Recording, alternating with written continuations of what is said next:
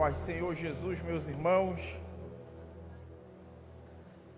Glória a Deus. Queridos, eu quero convidá-los neste momento a abrirem vossas Bíblias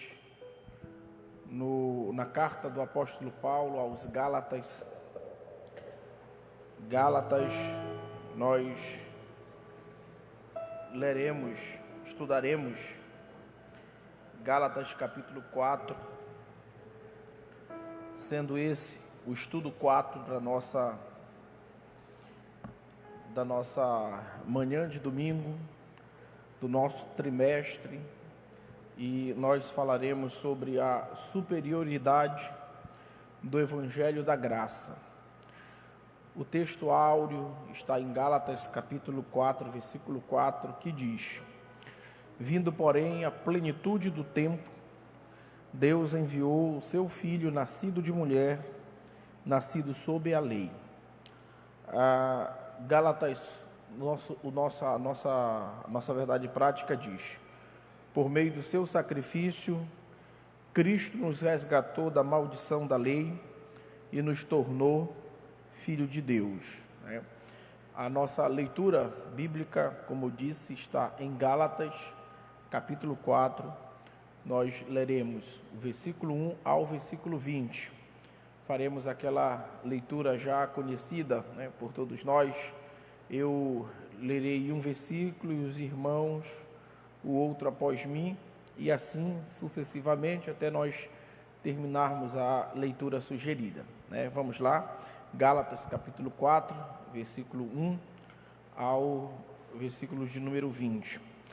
Diz assim: Digo, pois, que durante o tempo em que o herdeiro é menor, em nada difere do escravo, posto que ele é senhor de tudo. Os irmãos.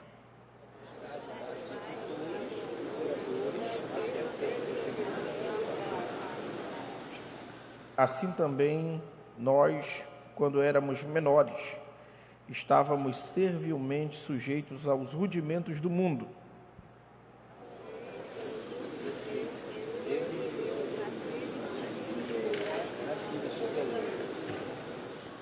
Para resgatar os que estavam sob a lei, a fim de que recebêssemos a adoção de filhos.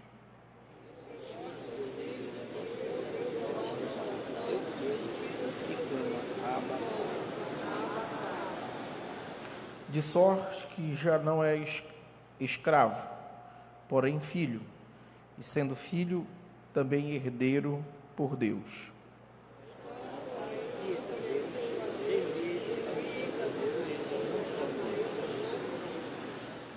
Mas agora que conheceis a Deus, ou antes, sendo conhecidos por Deus, como estáis voltando outra vez aos rudimentos fracos e pobres, aos quais, de novo, quereis ainda escravizar-vos?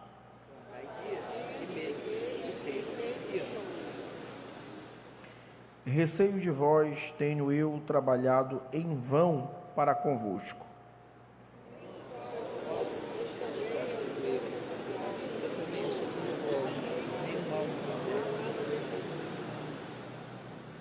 E vós sabeis que vos preguei o Evangelho a primeira vez por causa de uma enfermidade física.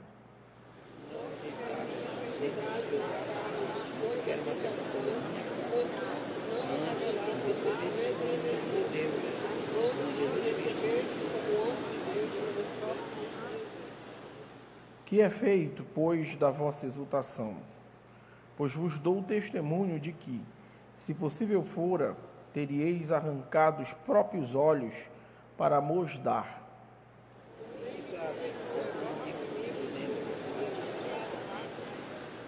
Os que vos obsequiam não fazem sinceramente, mas querem afastar-vos de mim, para que o vosso zelo seja em favor deles.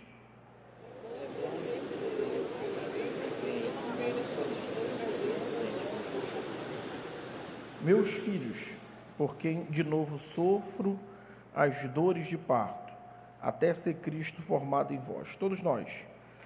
Pudera eu estar presente agora convosco e falar-vos em outro tom de voz, porque me vejo perplexo a vosso respeito. Os irmãos podem assentar-se, glorificando e exaltando ao nome do Senhor nosso Deus.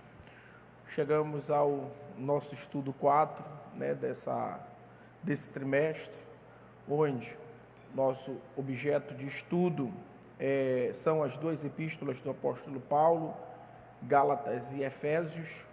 Hoje estaremos estudando o capítulo de número 4, conforme já fizemos a leitura. Só para nos guiar, nós temos um manual de estudo bíblico, que são as nossas revistas, e para esse estudo nós nos guiaremos sobre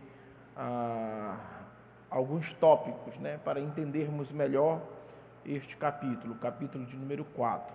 E os tópicos do nosso estudo é basicamente 3. E o primeiro nós iremos falar sobre a questão de filhos e herdeiros de Deus. Iremos falar um pouco sobre essa questão de escravos ou filhos, a diferença.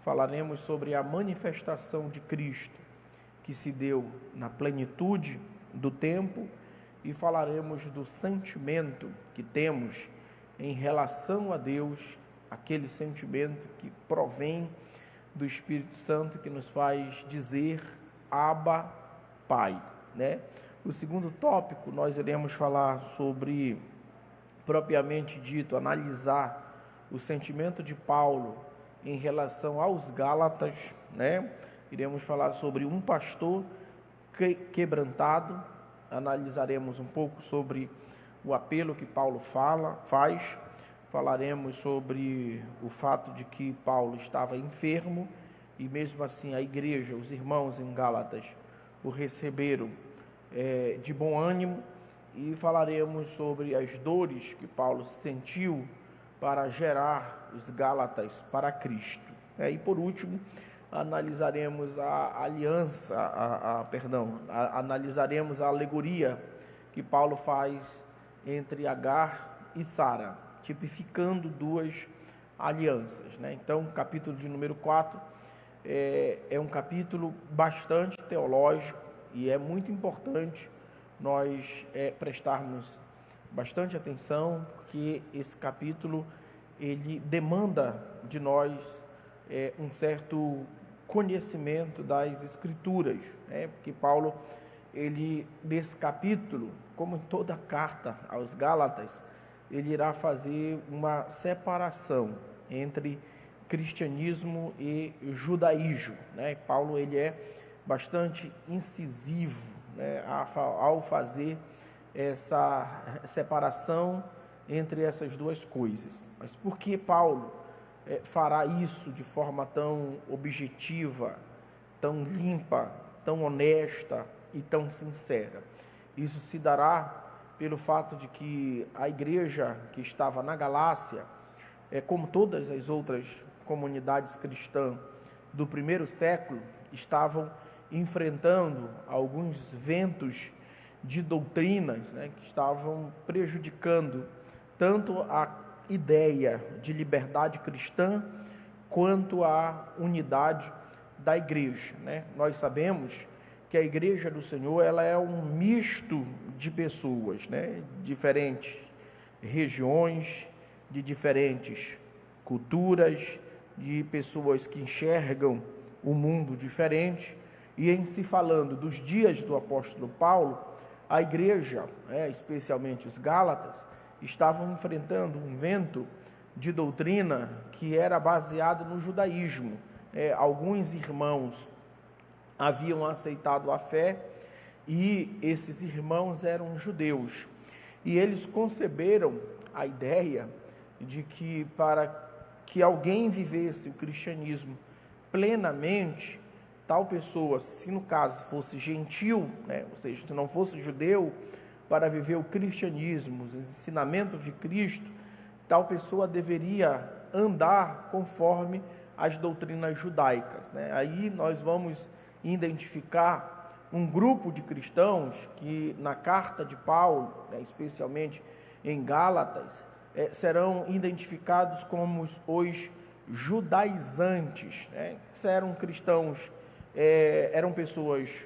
eram judeus que aceitaram a fé, todavia queriam mesclar cristianismo com o judaísmo. O ensinamento deles é que para alguém chegar à plenitude do conhecimento do Evangelho, deveria se circuncidar, celebrar as festas judaicas e mesclar a liturgia judaica com o culto cristão.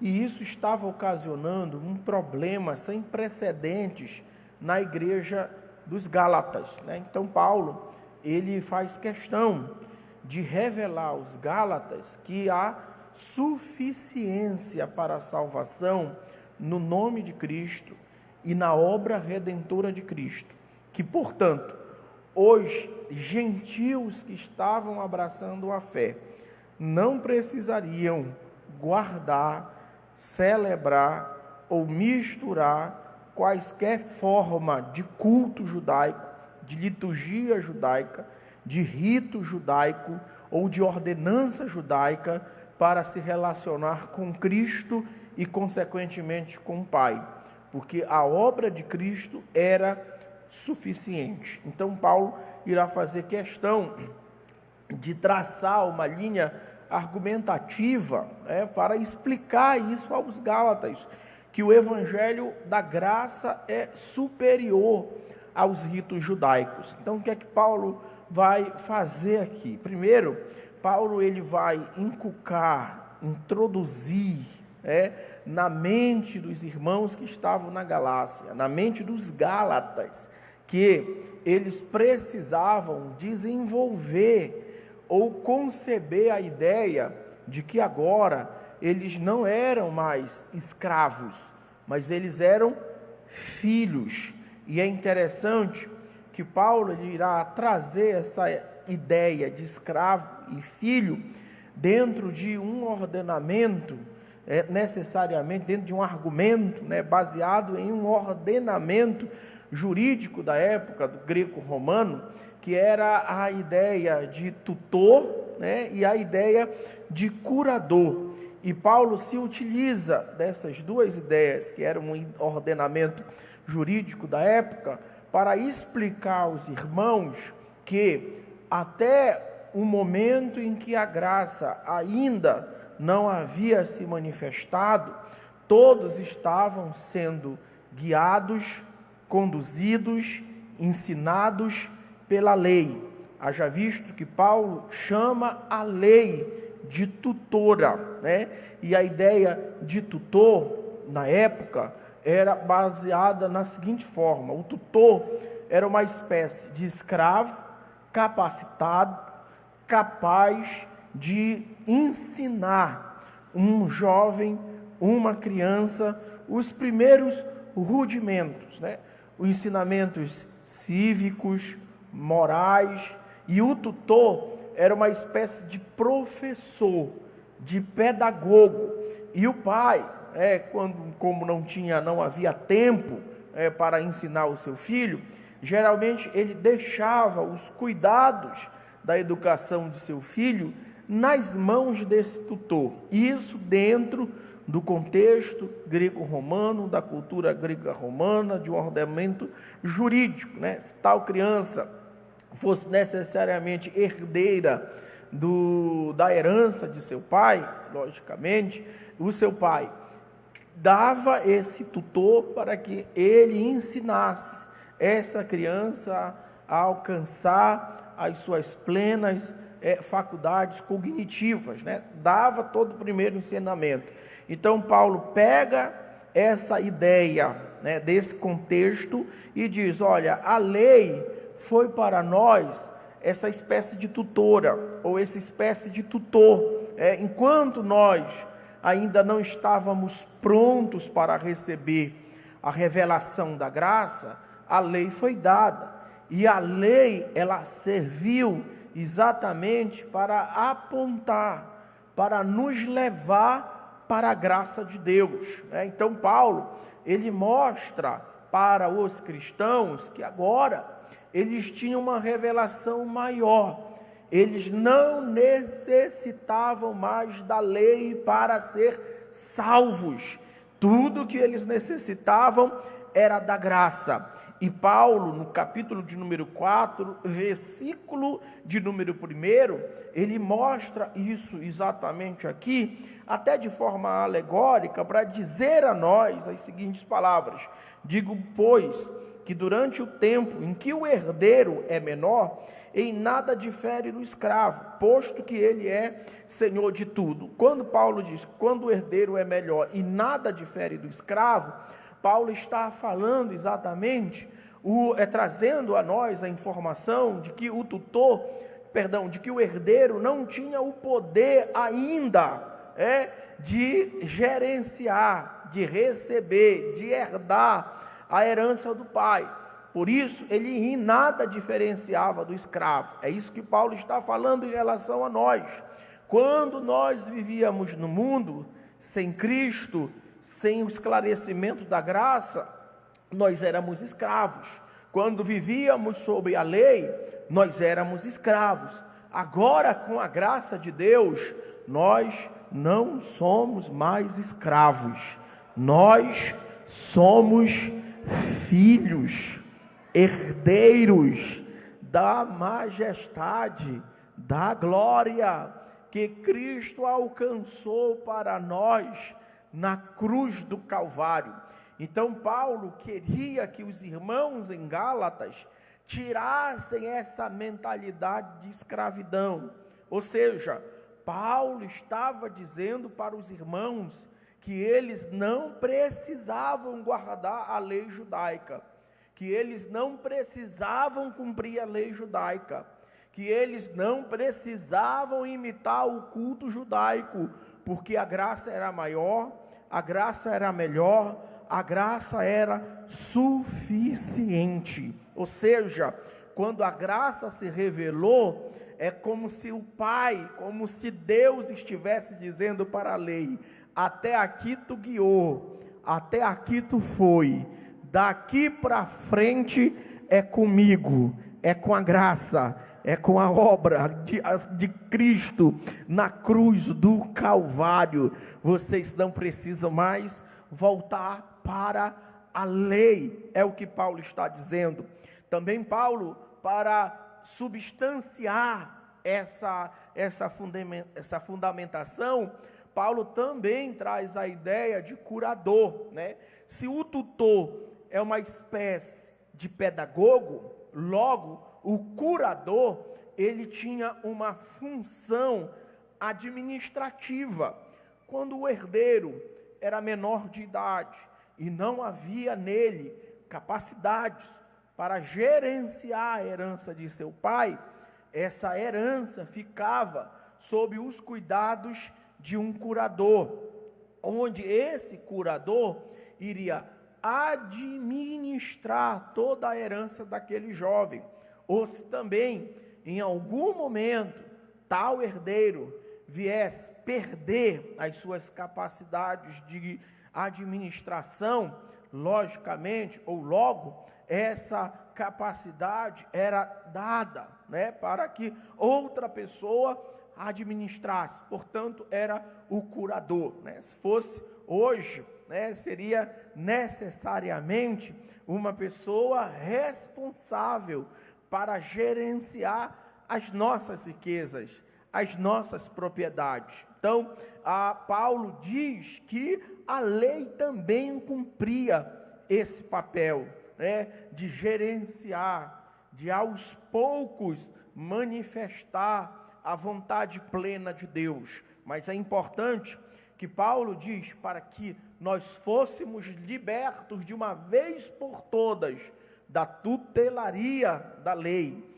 da curadoria da lei, foi necessário que Cristo, na plenitude dos tempos, se revelasse e nos tirasse do poder da lei, do poder do diabo, do poder do pecado, aleluia, e nos fizesse herdeiros seus. Então, um dos motivos da manifestação da revelação de Cristo, naquilo que Paulo chama de a plenitude dos tempos, foi exatamente para que nós fôssemos libertos da lei do pecado, libertos da morte, salvos de uma vez por todas. Então Paulo nos faz uma pergunta aqui: quem nós somos? Escravos ou filhos? Que mentalidade nós temos? De escravos ou de filhos?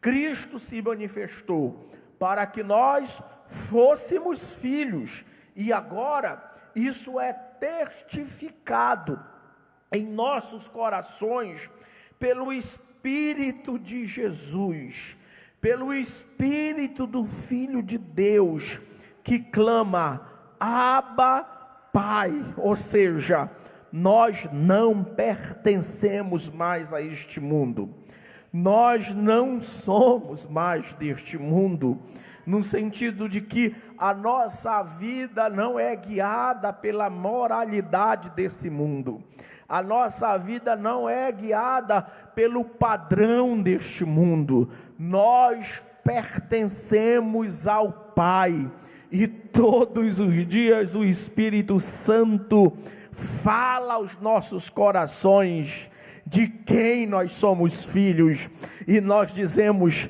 Abba, Pai, meu Deus, sou teu filho e tu és meu Pai. Aleluia! Isso é uma testificação do Espírito Santo de Deus em nossos corações. E eu quero concluir essa parte dizendo que nós não precisamos de nenhum padrão, de nenhuma regra imposta ou imposto por alguém para nos achegarmos até a Deus. O único padrão, a única regra de fé, de prática, a nossa bússola é a palavra de Deus, porque o Evangelho é suficiente. Por isso Paulo combate os judaizantes, por isso Paulo combate os legalistas. Os legalistas são aquelas pessoas que têm a tendência de colocar regras, de colocar leis extra-bíblicas, ou seja, fora da Bíblia, para que alguém se relacione com Deus. Nós vemos por aí muita gente colocando coisas que não existem na Bíblia, para que alguém se relacione com Deus. Isso é legalismo. No caso dos Gálatas, os legalistas eram aquelas pessoas que diziam que os Gálatas deveriam se circuncidar para viver plenamente o Evangelho, que os Gálatas precisavam celebrar as festas para viver plenamente o Evangelho. Hoje, nos nossos dias, os legalistas são exatamente aquelas pessoas que colocam regras, que colocam leis, que veem pecados e falam de pecados que a Bíblia não fala, que a Bíblia não diz, regras que a Bíblia não fala. Esses são legalistas que afastam as pessoas de Cristo. Aí Paulo diz: olha, vocês não precisam seguir os legalistas, porque vocês são filhos, vocês não são escravos, a lei já foi dada, as escrituras já foram dadas. Se vocês quiserem saber o caminho da vida, conheçam as escrituras, porque nelas estão contidas o caminho da verdade. Aleluia! Isso é maravilhoso. Então Paulo identifica esse problema, ele argumenta contra esse problema, ele expõe dessa forma, e agora Paulo ele vai revelar um sentimento que ele está em seu coração em relação aos Gálatas. E o sentimento é necessariamente que Paulo observou que os Gálatas estavam sendo ludibriados, estavam cedendo as tentações dos legalistas. Eles estavam ouvindo as doutrinas, o conselho dos legalistas. E Paulo faz um apelo para os Gálatas, dizendo a eles o seguinte, que quando ele foi pregar o evangelho aos irmãos que estavam na Galácia, Paulo foi enfermo e os irmãos o receberam. E a enfermidade de Paulo, de maneira alguma, fora uma tentação para aqueles irmãos. Ou seja, Paulo pregou um evangelho de fortaleza, mesmo estando fraco, mesmo estando fragilizado por causa de sua doença. E há quem diga que a enfermidade de Paulo, no contexto em que ele pregou aos irmãos que estavam na Galácia, ou seja, aos Gálatas, era uma enfermidade da vista, que Paulo faz questão de, em alguns outros versos, dizer que os irmãos, que os Gálatas, se necessário fosse, arrancariam seus olhos e dariam a Paulo, indicando que talvez essa enfermidade que Paulo falou aqui, fosse uma enfermidade na vista. Então, quando Paulo lembra os irmãos de como eles se conheceram, nesse fato de Paulo lembrar os irmãos, ele está necessariamente dizendo aos Gálatas que ele não era estranho, que ele não era aventureiro, que ele falava a verdade para os Gálatas, porque ele tinha autonomia para fazer isso. Ele era o pastor daquela igreja, ele era o fundador daquela igreja, ele era aquele que sentia dores de parto por aqueles irmãos. Por isso, Paulo não era estranho, e os irmãos deveriam seguir os ensinamentos pastorais de Paulo. Eles não precisavam ir para outros pastos, porque Paulo tinha pasto para eles. Eles não precisavam se alimentar com os legalistas, porque Paulo tinha o evangelho da graça para dar a eles. Eles não precisavam ir atrás de aventureiros, ceder a aventureiros, porque Paulo ministrava com amor. Paulo ministrava porque fora chamado por Deus sem cobrar nenhum centavo. Paulo pregou o evangelho da graça sem pedir nenhum salário. Paulo pregou o evangelho da graça. Então Paulo chama os irmãos à razão novamente, para que eles entendam que o evangelho é superior a qualquer forma de legalismo e que há suficiência em Cristo para a salvação. É o apelo de Paulo, que eles recobrem a consciência, que eles lembrem quem é Paulo, que é o pastor deles. Por fim, Paulo termina a sua argumentação fazendo uma alegoria, e eu já caminho para o final. A alegoria que Paulo faz é uma alegoria que nós vamos ver a partir do versículo 21 até o versículo 31 desse capítulo. É uma alegoria entre Agar e Sara. A gente sabe que Agar e Sara são duas personagens do Antigo Testamento. Vocês necessariamente irão ver um pouco da história de Agar em pelo menos 2 capítulos do Antigo Testamento, no livro do Gênesis, capítulo 16 e capítulo 21, se não me falha a memória, onde nos é contado, no capítulo 16, nos é apresentado Agar. Agar era uma serva de Sara, que fora dada a Abraão para que essa gerasse um filho, porque Sara era estéril. Todos nós sabemos que Agar teve um filho de Abraão, chamado de Ismael. Todavia, Ismael não era filho da promessa. Tempos depois, o Senhor abriu a madre de Sara, e Sara tem um filho por nome de Isaque. Então, Paulo vai se utilizar dessas duas personagens e de seus consequentes filhos, para ilustrar a diferença entre a lei e a graça. H, na alegoria de Paulo, será a representação da lei. A lei essa que fora dada no Monte Sinai. Lei que é reconhecida no Antigo Testamento como uma forma de aliança que Deus fez com o povo no Monte Sinai. Essa lei, ela era baseada no esforço humano. Se o homem quisesse se relacionar com Deus, ele deveria se esforçar, ou seja, cumprir a lei para que ele fosse agradável a Deus. O resultado disso, escravidão, né? Então, H representa a lei, enquanto Sara representa a graça.